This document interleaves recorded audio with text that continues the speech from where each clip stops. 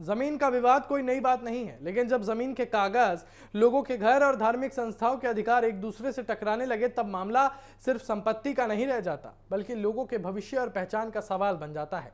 केरल के मुनम्बम में इन दिनों कुछ ऐसा ही विवाद चर्चा में है, जहां सैकड़ों परिवार अपने घरों और जमीन के मालिकाना हक को लेकर संघर्ष कर रहे हैं। मुनम्बम केरल का एक खूबसूरत तटीय इलाका है। यहाँ कई परिवार दशकों से रह रहे हैं।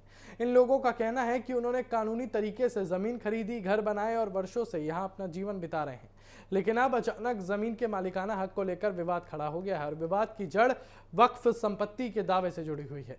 स्थानीय परिवारों का कहना है कि उन्होंने जो जमीन खरीदी थी, उसके सभी जरूरी दस्तावेज उनके पास मौजूद हैं। उन्होंने अपनी मेहनत की कमाई से घर बनाए, बच्चों का भविष्य यहीं बसाया और पूरी जिंदगी इसी जगह पर बिताई। लेकिन अब जमीन पर मालिकाना हक को लेकर सवाल उठ रहे हैं, तो उनके सामने अनिश्चितता की स्थिति यहां पर पैदा हो गई है। और दूसरी तरफ वक्फ बोर्ड का दावा है कि यह जमीन वक्फ संपत्ति का हिस्सा है। इसी दावे के कारण मामला कानूनी और प्रशासनिक स्तर पर चर्चा का विषय बन गया है। अब सवाल यहां सिर्फ जमीन का नहीं है, बल्कि उन परिवारों की सुरक्षा और भविष्य का भी है जो वर्षों से वहां रह रहे हैं। इस पूरे विवाद में सबसे ज्यादा चिंता उन आम लोगों को है जिनका राजनीति या कानूनी लड़ाइयों से कोई सीधा संबंध नहीं है।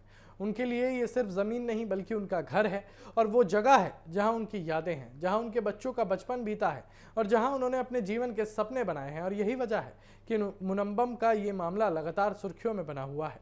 स्थानीय लोग चाहते हैं कि उन्हें न्याय मिले और उनकी चिंताओं को सुना जाए। वहीं प्रशासन और न्यायिक प्रक्रिया के जरिए इस विवाद का समाधान निकालने की कोशिशें जारी हैं।